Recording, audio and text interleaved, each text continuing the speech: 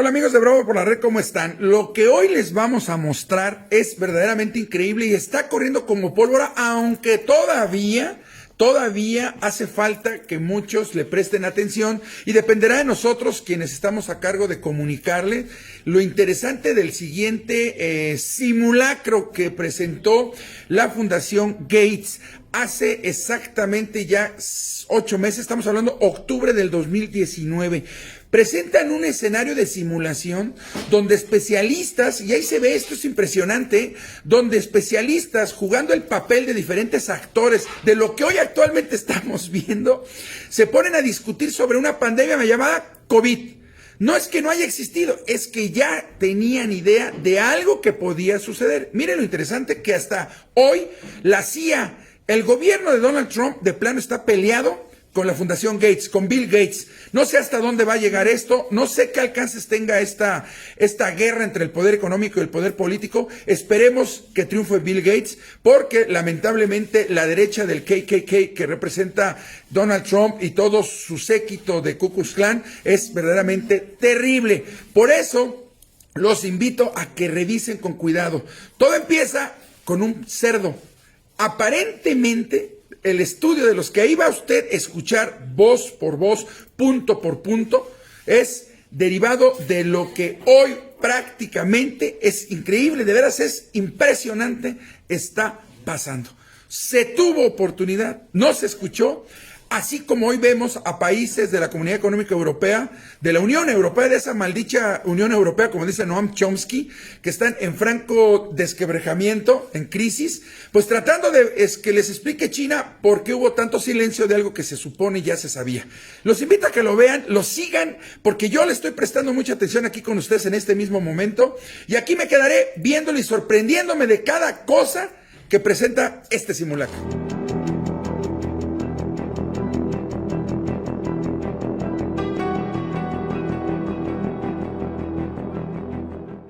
It began in healthy-looking pigs, months, perhaps years ago.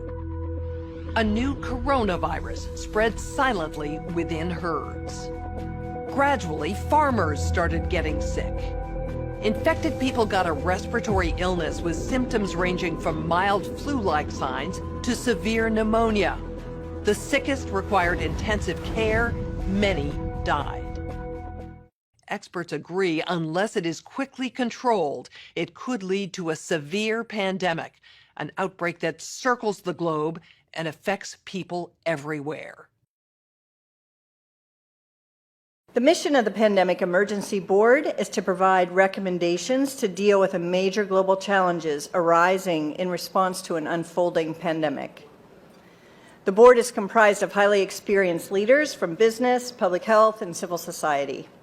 We could be looking at double the number of cases in 1 week and 16 times as many in a month if we are not able to stop the spread. That would be on the order of 500,000 cases, and it would continue to rise exponentially. In 3 months, we could be approaching 10 million cases. We're at the start of what's looking like it will be a severe pandemic. And there are problems emerging that can only be solved by global business and governments working together. We have known about CAPS-like viruses in animals and people for decades, but have not been successful at developing a licensed vaccine. And sure, there are new technologies that may help, but it's going to be difficult. I am not optimistic about having a vaccine in time to be relevant during this pandemic.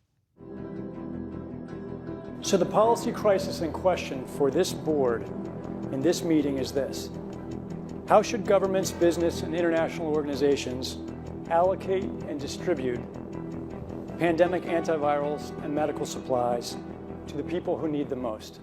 A global stockpile would certainly help ensure more rational and strategic allocation, but the reality is that we don't have the logistics capability, even within the UN, to bring that together in one place and run it. So this is where I think a collaboration between the international organizations like the World Health Organization and the private sector, which runs these supply chains for many purposes every day, understand where the supplies are, make smart decisions about how to allocate them to the people who need them in the places that need them the most, and then work with the industry to move those supplies from where they are today to where they need to be.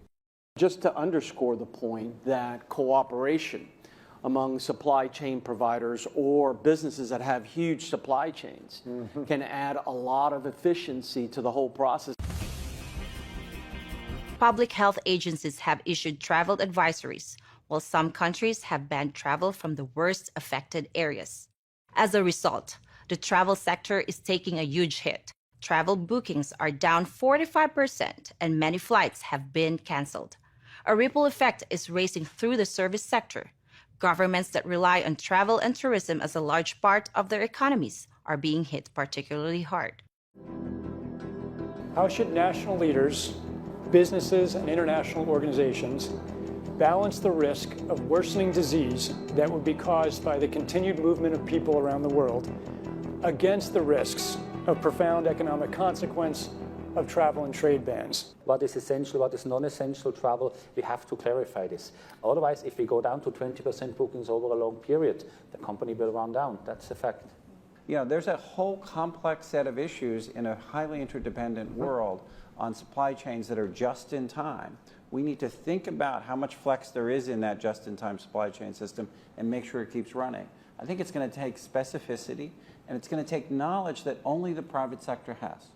The UN can play an important coordinating facilitation role, but the companies know where those commodities are, where they move, how to move them, and that's where a type of public-private collaboration that we have not generally had in these crises needs to be put together pretty quickly.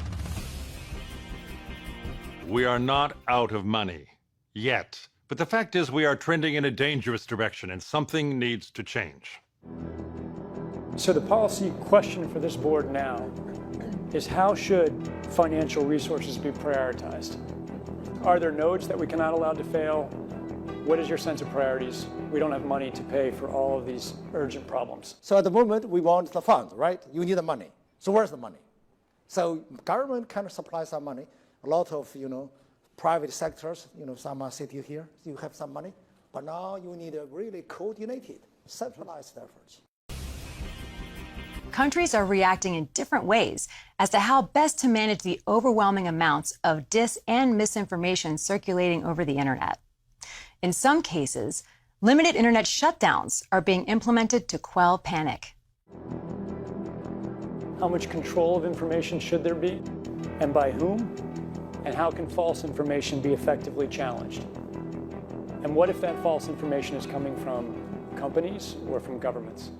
We're at a moment where the social media platforms have to step forward and recognize the moment to assert that they're a technology platform and not a broadcaster is over.